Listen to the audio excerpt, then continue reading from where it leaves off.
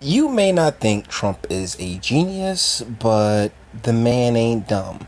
While everyone's been crying about racist tweets and all these other things, his agenda is moving along smooth sailing. We have an article here from the AP. Trump abortion restrictions effective immediately by Ricardo Alonso Zaldivar. And this was written yesterday. Not sure how many of you guys have heard about this, primarily because everybody's focused on his tweets. Oh my goodness, people are slow. Taxpayer-funded family planning clinics must stop referring women for abortions immediately, the Trump administration said Monday, declaring it will begin enforcing a new regulation hailed by religious conservatives and denounced by medical organizations and women's rights groups. The head of a national umbrella group representing the clinics said the administration is following an ideological agenda that could disrupt basic health care for many low-income women. Ahead of a planning conference Tuesday with the clinics, the Health and Human Services Department formally notified them that it will begin enforcing the ban on abortion referrals, along with a requirement that clinics maintain separate finances from facilities that provide abortions. Another requirement that both kinds of facilities cannot be under the same roof will take effect next year. The rule is widely seen as a blow against Planned Parenthood, which provides taxpayer-funded family planning and basic health care to low-income women, as well as abortions that must be paid for separately. The organization is a mainstay of the federally funded family planning program, and it has threatened to quit over the issue. Planned Parenthood President Leana Wen, who recently stepped down, said in a statement that our doors are still open as her organization and other groups seek to overturn the regulations in federal court. We will not stop fighting for all those across the country in need of essential care, Wen said. And I'm telling you guys, like I saw this earlier today. I think she's gone. I think she stepped down today. Interesting. No, she did step down, or I think she was removed, but it's because they feel as if they're not getting proper representation out of her. They want a stronger advocate in her role as president. HHS said no judicial order is currently prevented from enforcing the rule while the litigation proceeds.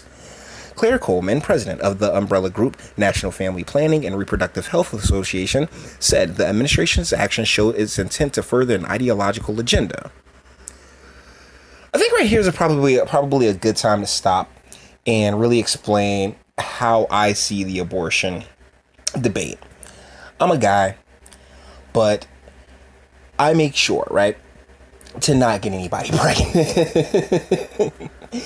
Like, there's been probably 2 women in the course of my illustrious love life that I've ever wanted to have a child with. Everybody else gets rubbers. Everybody else gets rubbers. There's not really an or when it comes to that. There's been a couple of times where I just kind of said, screw it, going on in there and doing a pull-out thing. But not that often, really. It's usually just rubbers and making sure that, I'm in complete control of, where my guys land and where my guys wind up. But that's about personal accountability, because I know that if I get somebody pregnant, my instincts will kick in and I will be accountable to that child, to that life that I created. And I believe that when it comes to abortion, women have that responsibility as well. Actually, even more so than men, because a lot of the things that these people who believe, gender and men and women are completely equal, refuse to accept is that when it comes to reproduction, ladies, you don't get but so many shots at it. You guys have a way shorter window than men do by all technical means. Of course, that's not the same across the board, but ladies have a far shorter window. You got probably about like 25, 30 years before complications. Actually, that's about 20 years. If we sit there and say, okay, you start banging at like 18 and complications really start at, let's say, about 35, 38. So you got about 20 years to create your lives, the people who you're going to be popping out. And it's very important that you take a lot of accountability in the people that you make people with. I mean, a lot of the issues that we have stem from the fact that we've been trying to push the notion that men and women are the exact same and she can smash like the boys and everything else like that. And then she's like 2-3 baby daddies deep and there's no real future ahead for her or her children. You know, it's just a cycle that continues throughout American culture, and it needs to chill.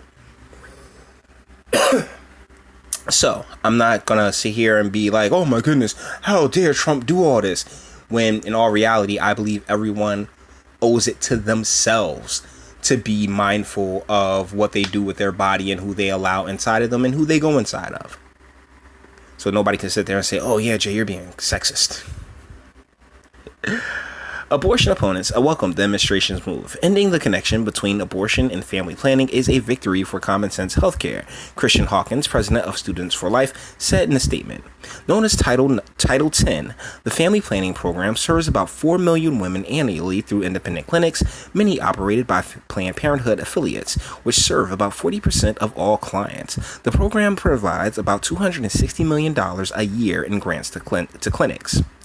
The family planning rule is part of a series of Trump administration efforts to remake government policy on reproductive health. Other regulations tangled up in court would allow employers to opt out of offering free birth control to women workers on the basis of religious or moral objections, and grant healthcare professionals wider leeway to opt out of procedures that offend their religious or moral scruples. Abortion is a legal medical procedure, but federal law prohibits the use of taxpayer funds to pay for abortions, except in cases of forced entry, incest, or to save the life of the woman. Under the administration's rule, clinic staff would be permitted to discuss abortion with clients, along with other options. However, that would no longer be required.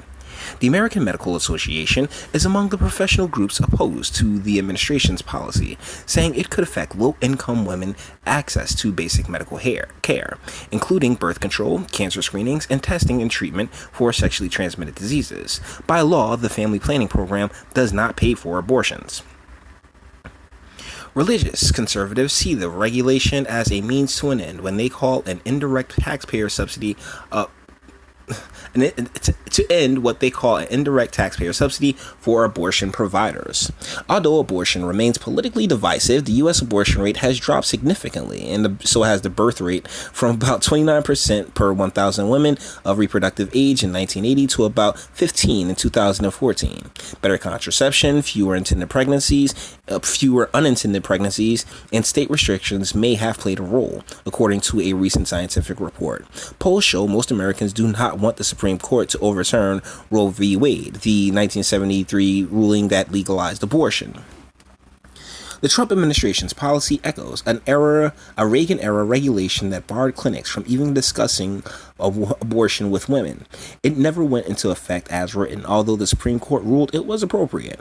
The policy was rescinded under President Bill Clinton, and a new rule took effect requiring non-directive counseling to include a full range of options for women. The Trump administration is now rolling back the Clinton requirement.